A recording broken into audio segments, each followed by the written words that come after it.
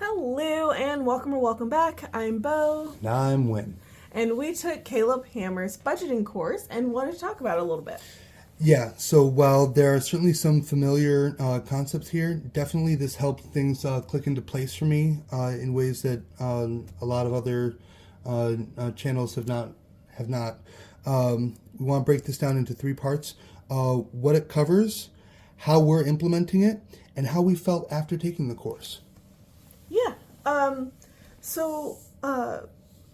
To get into, first of all, before we even get into what it covers, I just want to preface this by saying, yes, we took the course. No, Caleb does not know we're reviewing it for this. Might send him the link after, but this is not like sponsored by him. Nope. Yeah, like this is not like a paid promotion of any kind. We just wanted to talk about it because we are going to be implementing some of it in our budgets and like wanted it to make sense. So, now let's get actually into it. So, for things that it covers, it is a video-based course, which I was not, well, I guess I should have expected it because he's a video guy, but... I don't even know that I would say it's, I don't know that I would even say it's video based. Certainly there are videos in it, but it's, one of the things I liked about it is how dynamic it is. There are text portions, there are video portions, some of it's animated. But for me, honestly, the fact that there were quizzes built in that directly linked to the concepts as he presented them, testing your knowledge as you go, and retakeable quizzes. So if you don't get 80% or better, you can retake it. But the fact that he comes at it from so many different angles made it really approachable for me and my ADHD. Yeah. I guess we don't really want to like go into everything that's in the course, but he does talk about like 50-30-20, which is the needs, wants, and investments. He considers saving and investments like in the same category. I kind of interpret it as things that are going to increase my net worth. That's what that is. So, to me, that is paying more than the debt minimums. That counts as an investment for me because that is a guaranteed return on my money, because that is, saving a percentage of the money in the future because paying it before it accumulates more interest. Makes sense to me. Yep.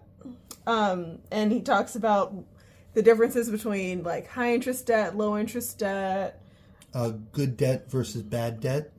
Yep. And why budgeting is important, and why prioritizing is important.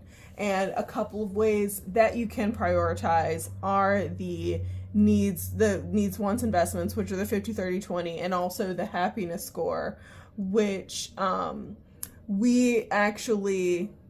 Okay, let's be real. I inverted it because I didn't think his way actually made sense to my little brain meats. So like in my head, more happiness is a higher number. Yes. But in all actuality, like in his course, it's like a first place, second place, third place type thing. But that doesn't make sense in my brain meats. And he's not our real dad, so we're going to do it how we're going to do it. Yep, that's right. And as long as we get the concept, I don't think it really matters. He's not going to ground us. It's fine. Everything's fine. He can't ground us, can? No. He cannot. He talks about taking care of your mental and physical health, and budget. Health really is wealth. Yes. And also like grocery budgeting, that's covered, and like he gives a sample meal plan in there. It's actually really thorough. It's really thorough. he brings up at a certain point, and I won't go too much into it, because again, this isn't a paid, this isn't a sponsored advert, but he, at a certain point in the content and testing, he points out that not every situation is going to apply to every single person. So here are a couple general situations, and take a closer look at the one that makes sense for you. Yeah, like if you have variable income or low income or those kinds of things. And if you're looking to like change your employment, get certifications, like all kinds of things, it's pretty well rounded. I really enjoyed it. And then he talks about like being in a relationship and how you can have like monthly meetings to review like how you did and to adjust for the future, which I really liked. But it's almost like we work together on a budget. Yeah. It's so crazy. We should do this again. Deal. Oh, and we bumped the camera. Sorry. So yeah, one of the things we did change was we switched the happiness score, because I think more happiness is a higher number.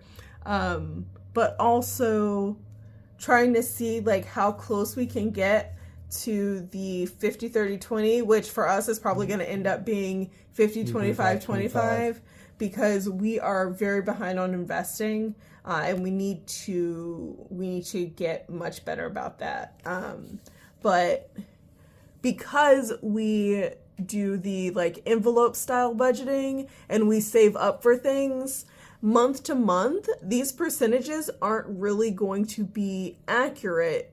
But then over the course of the year, it should, in theory, even out, as long as we are prioritizing the things that bring us the most happiness and increase our net worth.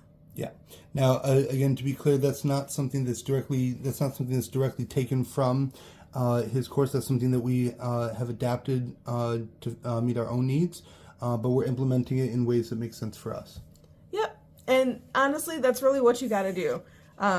There are so many different budgeters out there, so many different ideas about how you should prioritize things, and because your life isn't the same as everyone else's, your budget shouldn't be the same as everyone else's, and you take what you think will help you and leave the rest, and that's okay, as long as you spend less than you make and use the difference to improve your life. Yeah. In line with your priorities, specifically. That's really well put. Thank you. I think that's what's most important. The rest is just like, I don't know, things to like trick your brain into making it happen. So at the end of the day, I would highly recommend this course. Do you remember how much it costs to take this course? Last I checked, it was $150, which is not very budget friendly by any means. It's something that is worth saving up for. Yes. Certainly, but it keeps on giving. So it's something you can refer back to again and again. We actually sat down and retook the quizzes just before we did this to make sure that what we thought was true was still true. Yes. We did pretty well. We got a couple hundreds in there. So yeah. Yeah. Proud of that. Me too. I would say officially, Earnings Hemingway here would give this 4.5 oinks out of 5 oinks. Our Hammer financial score. Oh yeah. This is how you know it's not a paid advert. Yeah, so we did the Hammer financial score. We got a 1. We got a 1 out of 10. Everybody starts somewhere. Yeah, it's not great. It's not what we like. It's not. We've got a lot of room for improvement. We are going to get there though. Yes. check our recent video for the net worth update. It was something like 9.2 or 9.6. I don't know. It went up. It went up. So something's working right. Yep. As always, and clearly, budget beats broke every time. Yep. And you deserve financial stability. I hope you have a great day on purpose. Bye.